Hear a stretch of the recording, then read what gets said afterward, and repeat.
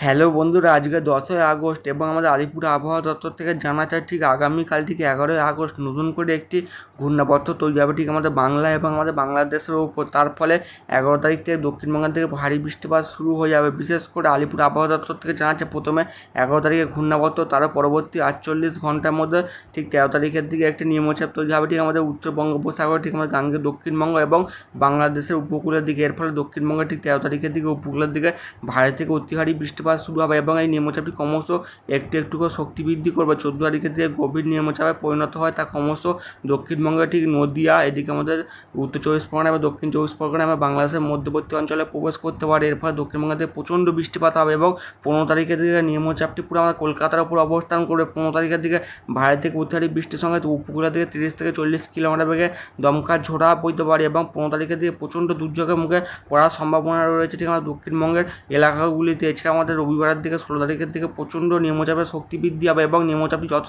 শক্তি বৃদ্ধি করবে তা ক্রমশ উত্তর উত্তর পশ্চিম দিকে এগোতে শুরু করে দেবে ঠিক আমাদের ঝাড়খণ্ড, এদিকে আমাদের উত্তর উড়িষ্যার উপর দিয়ে তা ক্রমশ মধ্য ভারতের দিকে এগিয়ে যাবে। বিশেষ করে 17 তারিখের দিকে আমাদের ঝাড়খণ্ডের দিকে এই নিম্নচাপটি অবস্থান করবে এবং 18 তারিখ থেকে নিম্নচাপটি পশ্চিম দিকে অগ্রসর হওয়ার সম্ভাবনা রয়েছে। মানে নিম্নচাপটি দক্ষিণবঙ্গে অনেক দিন থাকার ফলে দক্ষিণবঙ্গে থেকে ব্যাপক থেকে অতি ব্যাপক বৃষ্টিপাতের সম্ভাবনা রয়েছে। এছাড়াও আমাদের আলিপুর আবহাওয়া দপ্তর থেকে জানাচ্ছে আগামী 24 ঘন্টার মধ্যে ঠিক আমাদের গাঙ্গেয় দক্ষিণবঙ্গের দিকে হালকা থেকে মাঝারি বৃষ্টিপাত হওয়ার সম্ভাবনা রয়েছে এবং উত্তরবঙ্গে জলপাইগুড়ি, আলিপুরদুয়ার দিকে শুধু ভারী বৃষ্টিপাত হতে পারে। এছাড়াও আগামী 24 ঘন্টার মধ্যে দিকে পূর্ব রাজস্থান, এদিকে আমাদের পশ্চিম উত্তর পশ্চিমের দিকে ভারী থেকে অতি প্রবল ভারী বৃষ্টিপাতের সম্ভাবনা রয়েছে। এছাড়াও জম্মু কাশ্মীর, লাদাখ, এছাড়া আমাদের ঠিক পূর্ব রাজ্যের ঠিক আমাদের আসাম, মেঘালয়, নাগাল্যান্ড, মণিপুর, মিজোরামের দিকে ভারী বৃষ্টিপাতের সম্ভাবনা রয়েছে এবং উড়িষ্যার দিকে আগামী 24 ঘন্টার মধ্যে ভারী বৃষ্টিপাত হবে এবং 30 থেকে 40 কিলোমিটার বেগে দমকা ঝোড়াও বইতে পারে এবং আগামী 48 ঘন্টার মধ্যে গাঙ্গেয় দক্ষিণবঙ্গের দিকে বৃষ্টির পরিমাণ অনেকটাই বেড়ে যাওয়ার সম্ভাবনা রয়েছে।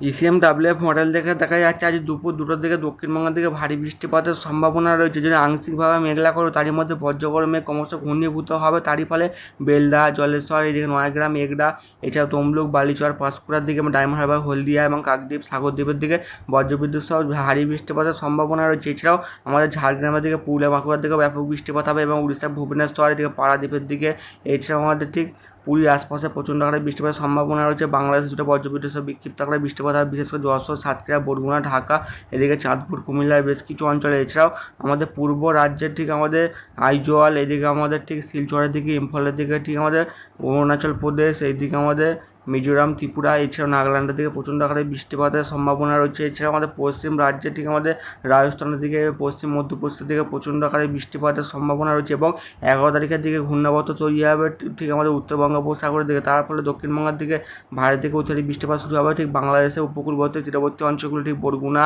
এদিকে আমাদের কুয়াকাটার দিকে, কলাপাড়া, এদিকে আমাদের গলাচিপার দিকে, চরলক্ষ্মীর দিকে, তিনকোনার দিকে, এদিকে দুবলার চরের দিকে ভারী থেকে অতি বৃষ্টিপাত চলবে এবং দক্ষিণ 24 পরগনার দিকে বৃষ্টি পরিমাণ অনেকটাই বেড়ে যাবে ঠিক 11 তারিখের দিকে এবং 12 তারিখ থেকে দক্ষিণবঙ্গের দিকে আরও বৃষ্টি পরিমাণ বাড়তে শুরু করে দেবে। 12 তারিখ থেকে বজ্রবিদ্যুৎ সব বিক্ষিপ্ত ভারী বৃষ্টিপাত হবে দক্ষিণ 24 পরগনা, উত্তর 24 পরগনা বেশ কিছু অঞ্চলে এবং ঘূর্ণাবর্তটি ক্রমশ 13 তারিখের দিকে নিম্নচাপে পরিণত হবে। এর ফলে দক্ষিণবঙ্গের দিকে ভারী থেকে অতি ভারী বৃষ্টিপাতের সম্ভাবনা রয়েছে ঠিক বৃহস্পতিবার বিকেল 4টার দিকে ক্যানিং, কলকাতা, তমলুক, হলদিয়া, এদিকে আমাদের খড়গপুর, বেলদার বেশ কিছু অঞ্চল, পুরুলিয়া, বাঁকুড়ার দিকে, জামশেদপুরে বেশ কিছু অঞ্চলে প্রচণ্ড আকারে বৃষ্টিপাতের সম্ভাবনা রয়েছে এবং 14 তারিখে ভোরবেলা থেকে দক্ষিণবঙ্গের দিকে বৃষ্টি পরিমাণ আরও বাড়তে শুরু করে দেয়। বিশেষ করে শুক্রবার ভোরবেলার দিকে দক্ষিণ 24 পরগনা, এছাড়া উত্তর 24 পরগনা, কলকাতা, হাওড়া, হুগলি থেকে ভারী থেকে অতি ভারী বৃষ্টিপাত হবে এবং দীঘার দিকে প্রচণ্ড ভারী থেকে অতি ভারী বৃষ্টিপাতের সম্ভাবনা রয়েছে। মানে ঠিক 13 তারিখ থেকে ঠিক 16 তারিখের দিকে প্রচণ্ড আকারে বৃষ্টিপাত হবে এবং প্রচণ্ড বৃষ্টির কারণে দক্ষিণবঙ্গের বেশ কিছু অঞ্চলে বন্যা পর্যন্ত তৈরি হতে পারে এবং কলকাতার দিকে